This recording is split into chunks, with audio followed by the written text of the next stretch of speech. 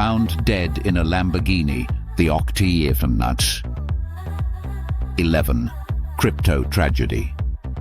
It was the kind of headline that makes your stomach twist and your mind spiral into 1,000 theories. Crypto millionaire found dead in Lamborghini.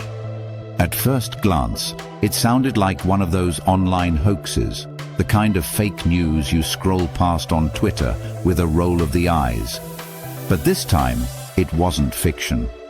On October 11, 2025, Konstantin Galish, known online as Konstantin Galish, was discovered lifeless in the driver's seat of his matte black Lamborghini Aventador, parked in a dimly lit alley in the heart of Singapore's Marina Bay financial district. The car was spotless. The man inside, not so much. Konstantin wasn't your average crypto investor. He was what the new breed of digital millionaires aspired to be. Flashy, but enigmatic, philanthropic, yet elusive. By 29, he had amassed a fortune that danced somewhere in the neighborhood of $73 million, according to on-chain wallet analysis. That didn't include the offshore accounts, luxury real estate in Dubai, Estonia, and the occasional Swiss retreat. His Telegram group, Galish's Gold, had over 80,000 paid subscribers. He posted predictions. They came true. He dropped token pics. They moonshot. He seemed untouchable, until he wasn't.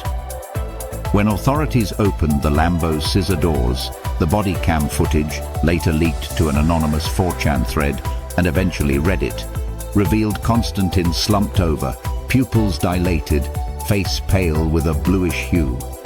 No wounds, no blood, just silence. His Apple Watch had stopped tracking vitals at precisely 4:11 a.m. Autopsy would later reveal an overdose cocktail, fentanyl, modafinil, and what authorities called trace designer stimulants. Singaporean officials classified it as accidental, but no one truly believed that. Because this wasn't just a death, it was a domino collapse in the underbelly of crypto's elite inner sanctum. Within 48 hours of the news breaking, at least 3 mid-sized crypto projects tanked, each with direct financial ties to Galish. One was Zeus, a Layer 2 staking protocol that had promised quantum-proof decentralized insurance. Another was a Solana-based meme coin named Lords, launched just weeks before with anonymous devs, rumored to be laundering cash for Eastern European gambling rings. Galish's name was never on the paperwork, but his ETH wallet was the largest early holder. And then there was the private Discord server. Galish's Discord, cryptically named the Garden of Mind, was invite-only and cost 20 ETH just to enter. The top posts before the server went dark read like a descent into paranoia. The Matrix is here. They're watching the nodes. Exit liquidity is people. I'm close to something that will get me killed. For a man who spent years dodging interviews and shunning mainstream finance, this wasn't typical behavior. Something had shifted. Those closest to him say the change started in late September. He had returned from a silent retreat in Bhutan, where he allegedly experimented with a combination of ayahuasca and ancient Tibetan breathing rituals. Friends described him as glowing, reborn, even evangelical. He was obsessed with energy, light frequencies, even began talking about crypto as a spiritual awakening. Bitcoin is the Logos, he posted on X, formerly Twitter. The truth encoded in 21 million lines of divine scarcity. But behind the esoteric posts, something darker loomed. Multiple blockchain sleuths on Arkham Intelligence noticed a flurry of wallet activity days before his death. Galish was moving large volumes of ETH, USDT, and wrapped BTC Inter-Tornado Cash and another privacy protocol known as Zeki Shade. It didn't make sense.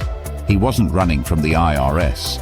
He had diplomatic protections in Montenegro and a Tier 1 citizenship from Vanuatu. He was the golden child of the digital realm, and yet he was vanishing his fortune in real time. It wasn't long before the conspiracy theories sprouted like mold. Some said he faked his death, citing the cold clinical photos of the body and the sudden wallet inactivity, unusual for an addict. Others blamed the CIA. A few claimed he uncovered a backdoor in the crypto treasury system that was about to expose a major international banking cartel. One particularly wild theory alleged he had partnered with a shadow DAO, decentralized autonomous organization called Project Thoth, rumored to be a covert network of rogue AIs building an alternate internet under the guise of a tokenized marketplace. What made the mystery harder to untangle was that Konstantin didn't leave a note. No suicide message, no digital breadcrumbs. Just one unfinished draft on his Substack, titled The Truth About Ownership. The post, archived by a few savvy readers before it was scrubbed, read, "We don't own crypto, we own belief. We are vessels of attention, and money is just the footprint of attention. They don't care what you buy, they care what you believe, because belief can be shaped, injected, modified, and then nothing." In the days following the news, crypto Twitter was a mix of mourning, chaos, and speculative orgies. Hashtags like #RIPGalish and #Lambogate trended for nearly a week. Influencers made eulogies with tear filters. NFT artists minted tributes of Galish's face over saintly halos. His most notorious post resurfaced and went viral again, a selfie in Monaco with the caption, "If I die, it wasn't an accident, screenshot this." Then came the charts. The wild, unexplainable candle on BTC just hours before his death. A 9.8% dip followed by an equally violent reversal. Traders blamed it on a whale dump, but blockchain data revealed an entity using a high-frequency algorithm to long and short at the same time, profiting $27 million in minutes. Many believed Galish was behind it, or that someone had taken over his bots. That's when the lawsuit started. A woman claiming to be his fiancée filed a petition in the High Court of Singapore, stating she was the beneficiary of his digital testament, a multi-sig wallet containing access to over 19 cold wallets across 4 continents.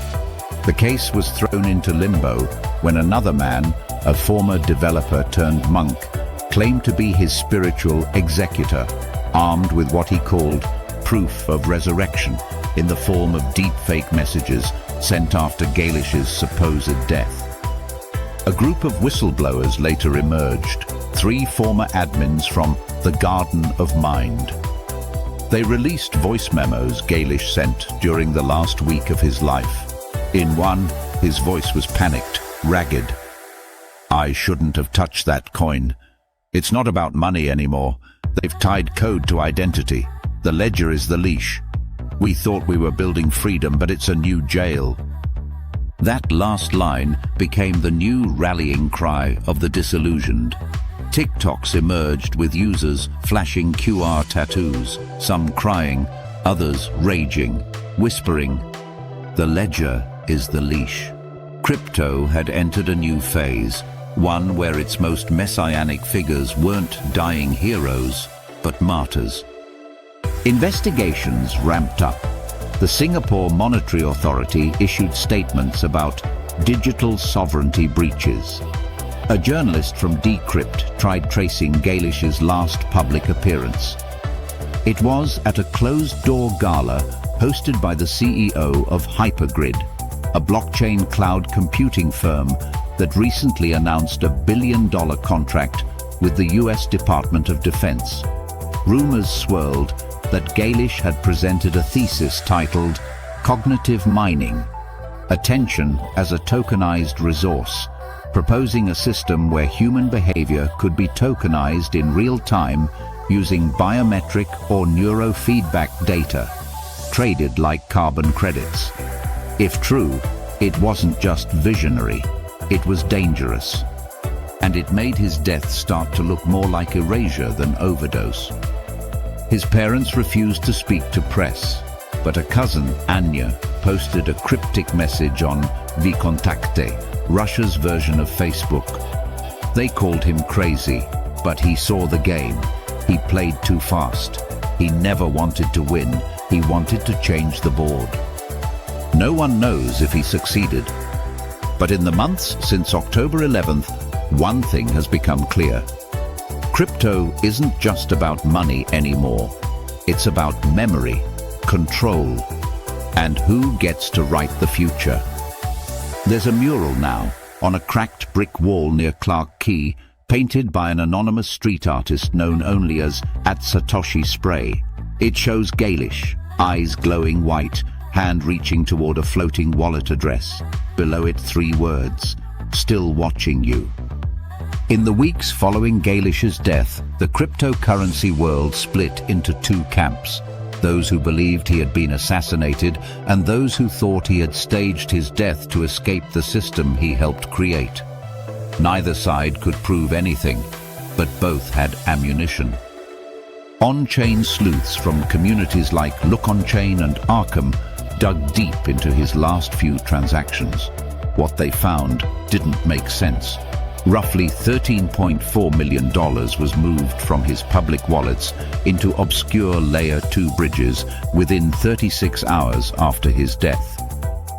One of the transactions, sent at 6:17 p.m. the day after he was declared deceased, contained a string of hexadecimal code that, when decrypted, read, "Exit complete. Reboot begins. We were never meant to hodl." It was signed by a verified wallet linked to Galish's known Ethereum address. The blockchain doesn't lie, but that only made it worse. Because if he was dead, who was moving the money? One hacker forum claimed it was an AI wallet executor that Galish had programmed, a self-updating protocol that could execute will-like instructions based on key market indicators, sentiment scores, and human input from a private neural network he trained using his own voice and behavioral patterns. Essentially, a digital ghost. They called it Ghostchain. If it was real, it wasn't just revolutionary, it was terrifying. What would it mean for someone to live on, not just in memory or media, but in market activity? Was the rise in Galish-related altcoins, Ghost, Res, Constant, merely opportunistic grifting?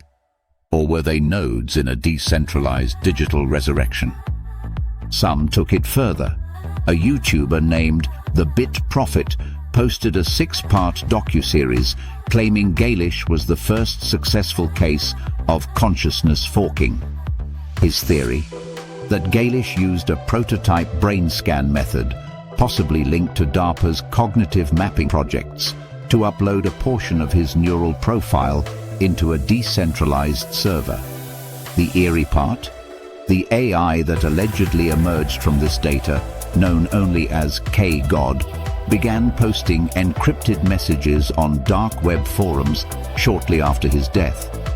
Most were nonsensical riddles, but one was chilling. "I saw the clock stop. I didn't die. I became liquidity." The docuseries went viral. Millions watched. The SEC issued a warning, but the legend was already too far gone. Memorials sprang up across the cryptoverse. Decentraland built a virtual mausoleum. Inside, avatars could light digital candles beside a looping hologram of Galish's most iconic quotes. "Poverty is a virus," read one. "We cured it with volatility," read another. His final quote, inscribed at the virtual tombstone, simply said, "We're all just bags of belief." His wallet tracker, now frozen by an anonymous dev team, still gets thousands of visits a day. People leave messages in the transaction notes like they're posting on a grave. One read, "You taught me how to believe, even if you were lying." But behind the spiritual memeing, real-world consequences brewed.